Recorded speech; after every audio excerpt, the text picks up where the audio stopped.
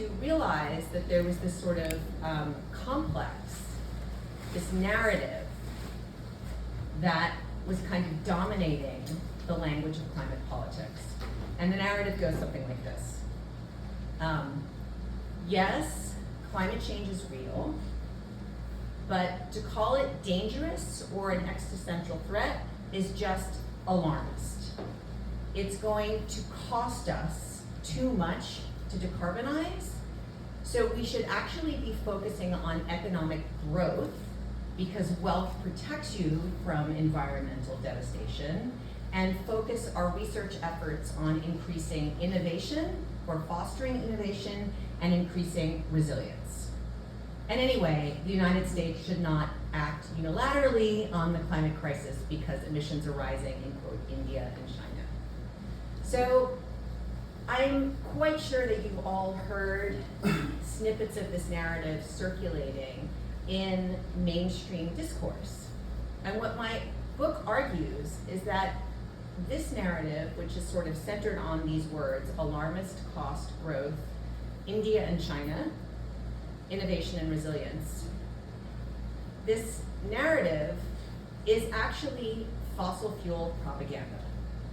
It's not produced from legitimate research directly. It's produced by fossil fuel interests appropriating the language of climate scientists, climate economists, climate advocates, and sometimes even activists themselves, and twisting it and using it to advance the idea that we do not need to phase out fossil fuels. That somehow we can keep using fossil fuels and climate change won't be that bad, or we can keep using fossil fuels and somehow still halt global heating anyway. So this narrative I'm arguing in my book is actually fossil fuel propaganda, even though it's the mainstream narrative among both Republican and Democrat elected officials and the mainstream news media. So what I'm going to do today is give you a sort of taste of chapter 2 of the book, where I talk about cost, show how this dynamic works a little bit with fossil fuel interests making these arguments that are actually also made by our side, or someone on our side. But before I do that, I'm just going to give you one more example of this dynamic. So, as we all know in this room, I would suspect, for many years, the goal of fossil fuel interests was to create doubt about the reality of climate change, right? So Naomi Oreskes and Eric Conway, two historians of science, wrote this groundbreaking book called Merchants of Doubt about how fossil fuel interests quite literally hired scientists to circulate the idea that there was some sort of uncertainty about climate change.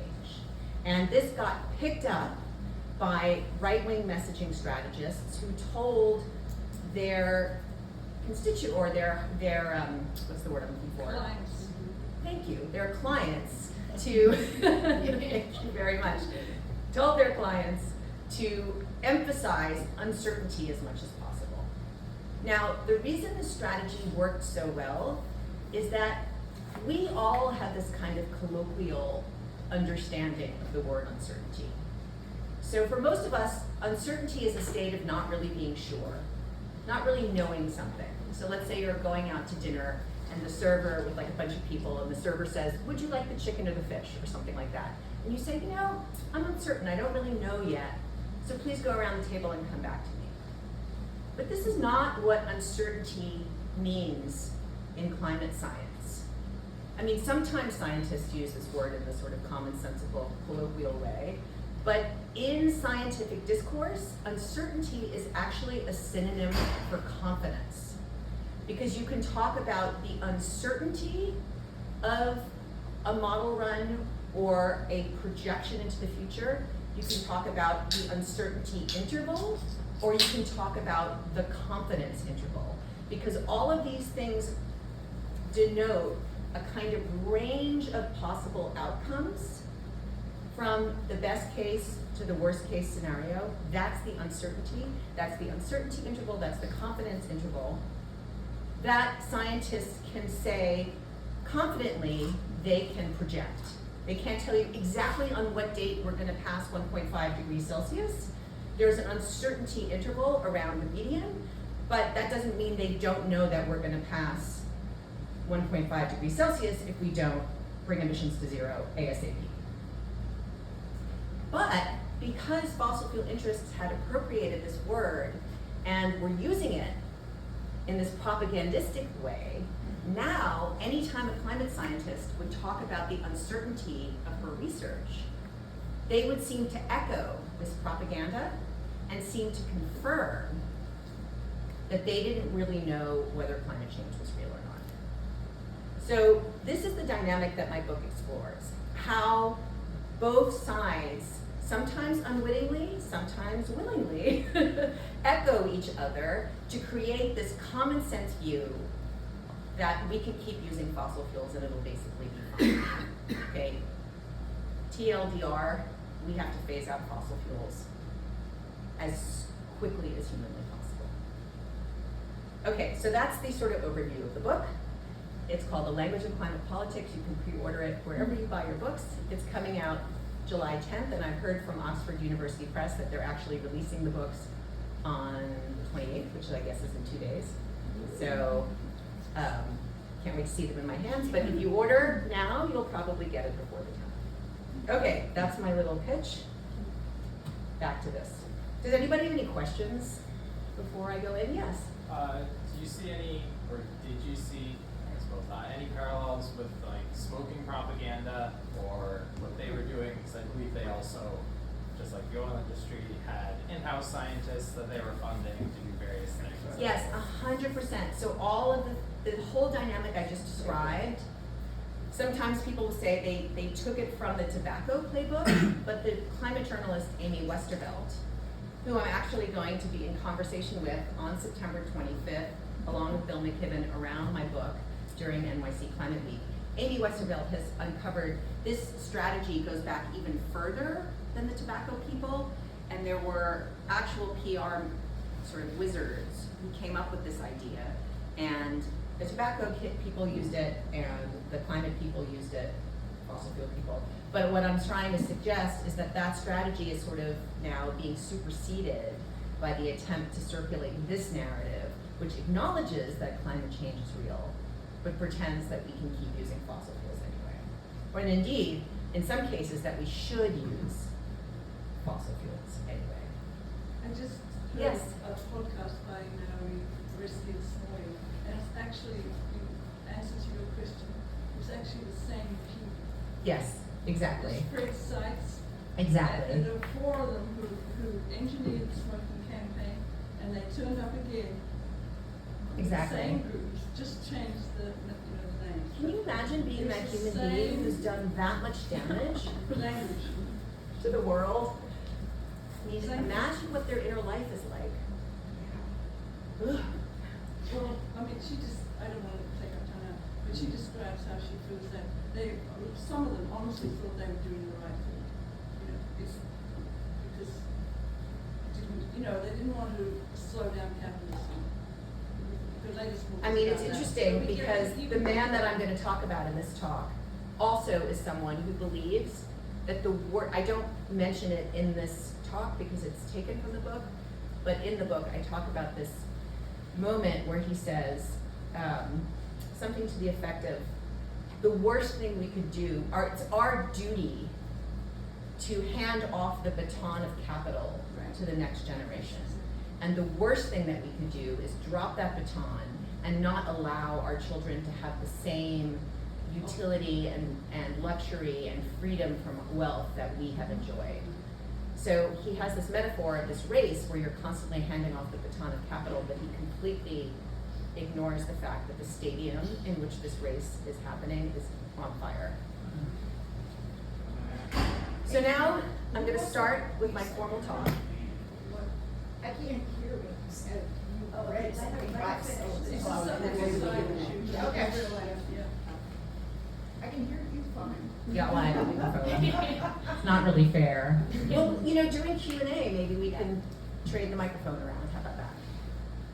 Okay, great. So now, pivoting into the actual formal talk.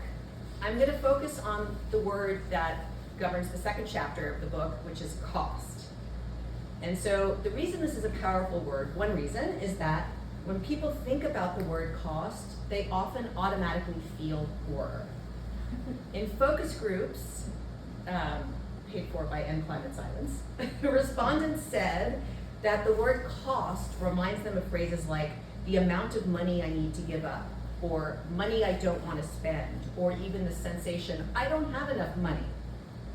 So strategically, politicians who oppose climate policy will highlight the word cost to raise the fear that climate action will force each of us to spend money we simply don't have.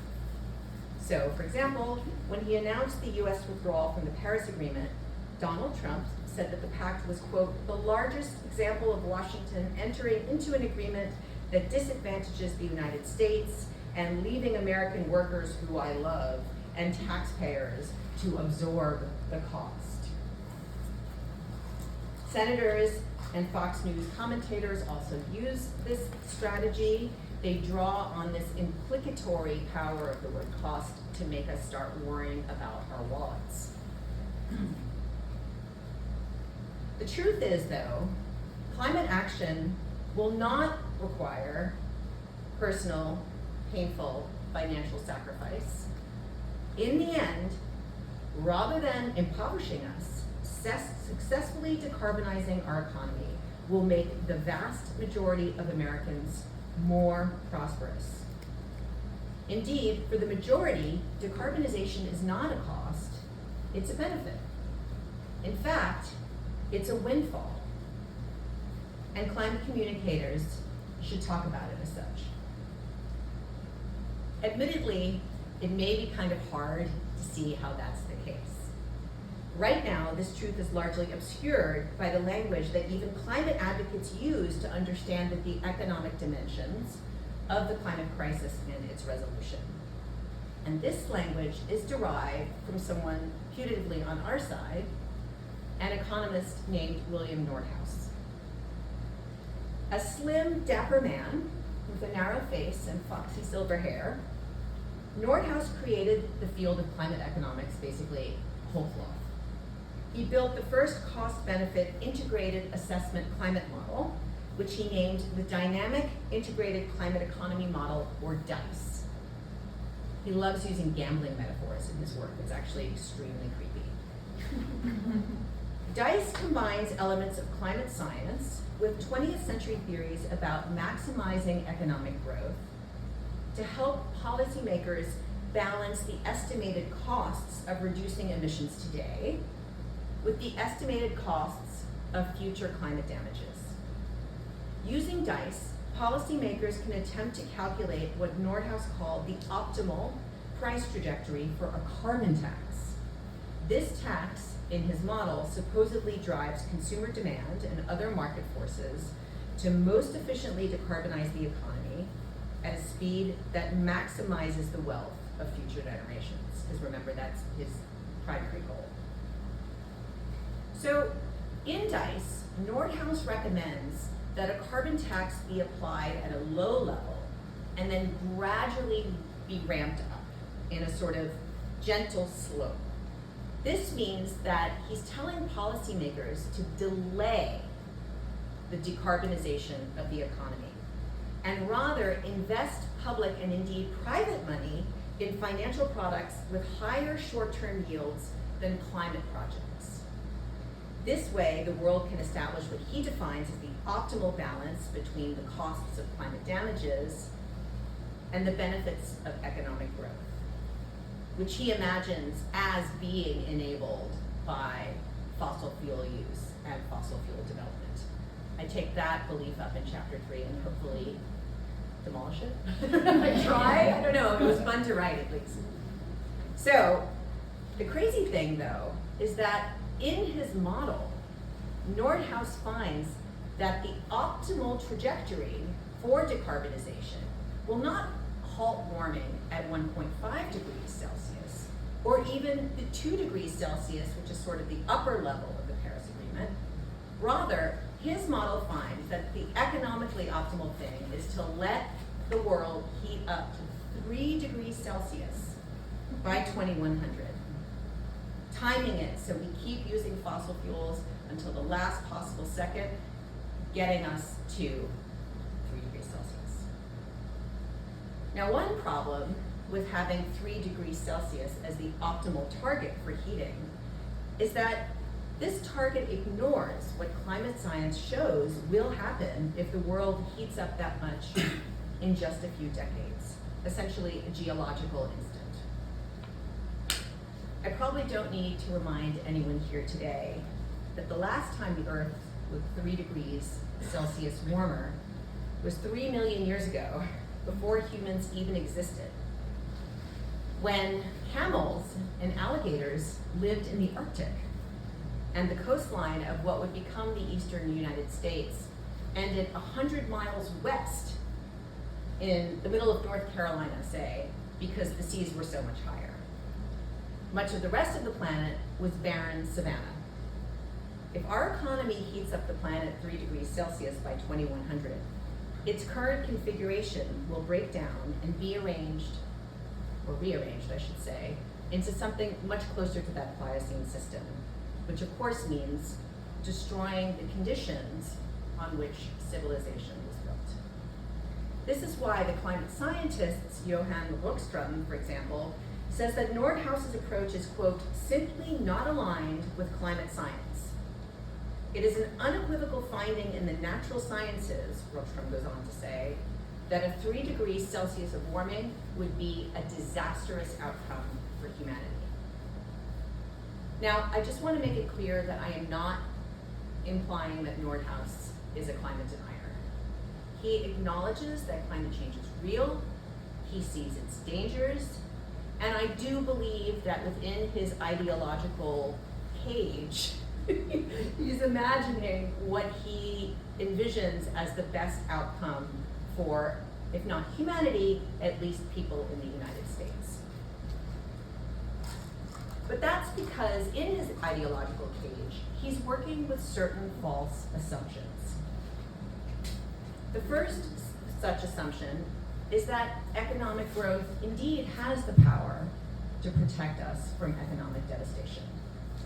I'm just going to pause it here, and you're going to have to trust me on this, or maybe read the book, that this is built on nothing, this belief. And in fact, all evidence points to the contrary. His second major assumption is that growth is only marginally affected by climate damages. And the reason he's able to sustain that assumption is that he omits so many climate damages from his DICE model. He omits damages to labor productivity, to non-coastal real estate, including buildings and infrastructure. He omits damages to manufacturing, mining, transportation, communication, finance, insurance. You see what's happening in California. We can't get insurance in California. Nordhaus doesn't think about that. Retail and wholesale trade, government services, and above all, agriculture. For him, agriculture is just this tiny little piece of our GDP, so if it collapses, it doesn't actually affect the core of the economy. So what does he believe in if he limits everything? He models coastal damages and some damages from heat. That's it. Finally, he also admits climate system tipping points, as well as unlikely but nonetheless possible civilization-ending events that could be spurred by climate breakdown and civilizational collapse, like nuclear war. The Columbia University economist Noah Kaufman says that to call the cost projections produced by Nordhaus's model the best estimate without accounting for all of these other possible damages is like, quote, a bit like counting up all the stars you can see in the sky and claiming that that result is our best estimate of the total stars in the universe. Nordhaus's low estimate of climate damages is important because it's on this low estimate that rests his assessment of the cost of climate action. He always looks at the cost of decarbonization relative to the cost of climate change itself. And because he imagines perpetual growth and low climate damages, climate action in his model is always less worth it than just continuing to use fossil fuels. Now, Nordhaus won the Nobel Prize for his work in 2018. And in his Nobel speech, he reaffirmed his recommendation that policymakers time the implementation and increase of a carbon tax such that our economy heats up the world 3 degrees Celsius, basically, by 2100. I cannot overstate how influential Nordhaus has been with both Republican and Democratic policymakers. So for me, this is a really prime example of how someone on our side is producing a discourse that helps fossil fuel interests remain in place. However, the paradigm of climate economics is actually starting to shift. In a field-changing 2015 paper by Marshall Burke of Stanford University and Solomon Shung of UC Berkeley, Burke and Shung observed historical responses to what they call temperature variability in order to update Nordhaus's damage function. They find that the slope of this damage function is 2.5 to 100 times larger than anything Nordhaus estimated. And using this new damage function, Burke and Shung found that, quote, unmitigated warming is expected to reshape the global economy by reducing average global incomes by roughly 23% by 2100 relative to a world without climate change. A 2020 study by Chinese economists extended this analysis, showing that 3 degrees Celsius of global heating will cost the world between $126 and $616 trillion in the next 80 years, compared to 1.5 degrees Celsius of heating or below. $616 trillion is basically double the amount of money that currently exists in the world. And a study published this past April in the top scientific journal Nature found that even if we stopped using fossil fuels tomorrow, climate change, as we are expecting it just now, is going to cost the world $38 trillion per year by 2050, when my kid is going to be in his 40s, and hopefully otherwise, at the peak of his career and family life. I want to say that $38 trillion per year is double the GDP of Europe. Now, the more we use fossil fuels, the longer this goes on, the more expensive climate change is going to be. And I don't even know if expensive is really the appropriate adjective. At this point, I think ruinous is really a better word. So compared to this, decarbonization, getting fossil fuels out of our systems, is a bargain. With some scientific reticence, Burke noted in a 2018 paper that 1.5 degrees Celsius global heating is likely, as he put it, to result in substantial economic benefits, even relative to 2C of warming. Even economists who use DICE have come to agree with this projection.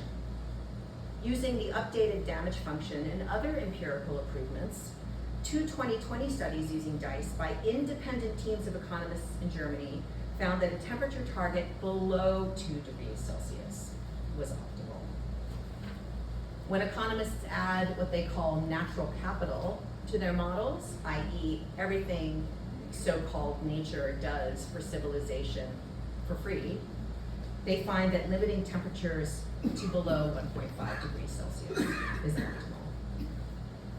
And new cost-effectiveness models are showing how we can meet those temperature targets more cheaply than we could have even imagined. One such model run calculated that just 1/10 of the COVID-19 stimulus money that circulated in the first years of the pandemic, directed towards decarbonization for 5 years, would be sufficient to deliver the goals of the Paris Agreement. and stop global heating well below 2 degrees Celsius. I mean, that is a bargain. One reason that climate action suddenly seems so affordable is that economists are increasingly modeling how technological progress and the interactions between innovation and finance lowers the costs of energy transitions.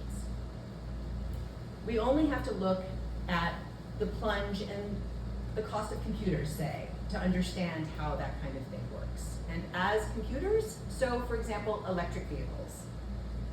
In the past decade, the price of lithium-ion storage batteries has dropped almost 90%, despite the fact that the dominant climate models assumed electric vehicles would remain more expensive than cars with internal combustion engines all the way to 2100. Currently, in the United States, there are about 4 EVs with ranges of about 300 miles or more that are cheaper than the average gasoline-powered car. The price of utility-scale batteries, a partial solution to the so-called intermittency problems of renewables, has also plummeted, falling 70% between 2015 and 2018 alone. And since the price of fossil fuels doesn't follow learning curves, in fact, it's a commodity that gets traded, for huge profits, we should expect that the price difference between fossil fuels and safe energy will only widen in the future. Indeed, American ratepayers will pay less for electricity from safe energy sources.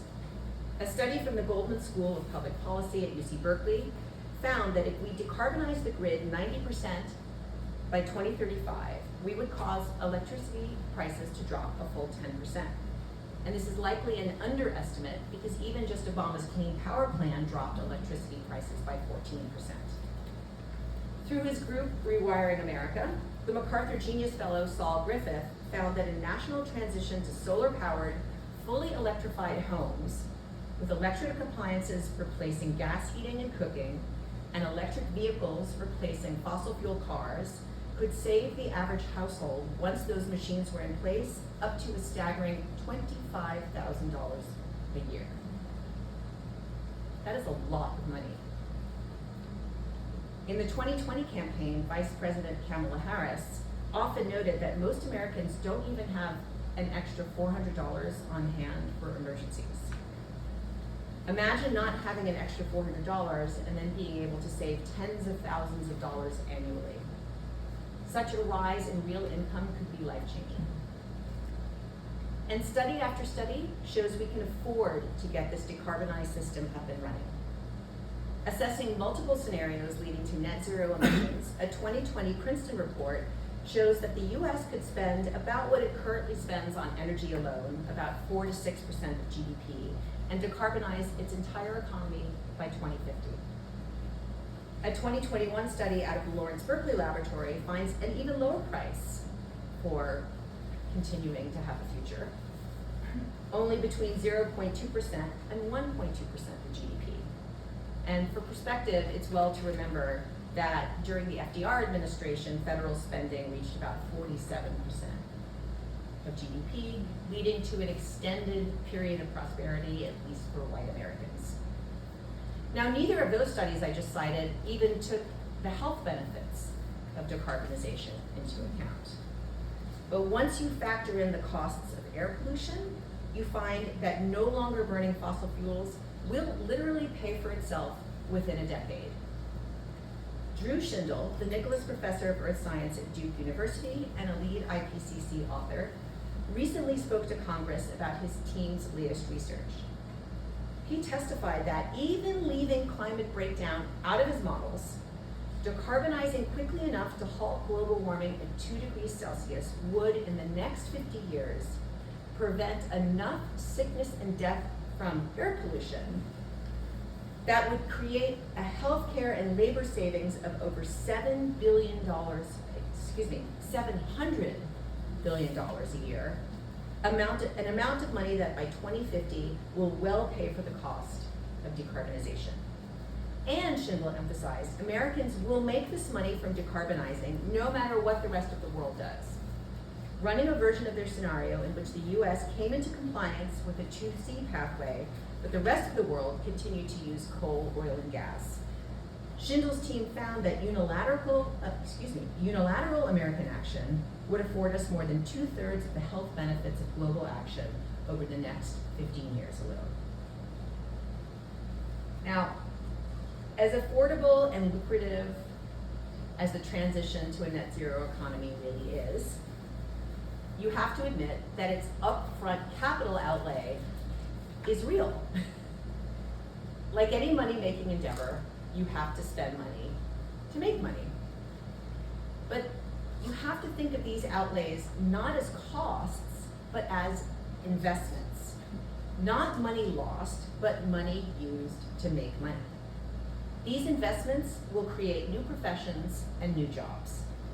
The Goldman School UC Berkeley study, for example, projects that climate action will create at least 500,000 new jobs a year. The Inflation Reduction Act, Biden's signature climate law, as small and inadequate as it is, has already created over 300,000 jobs in the United States. Among the lowest earners, unemployment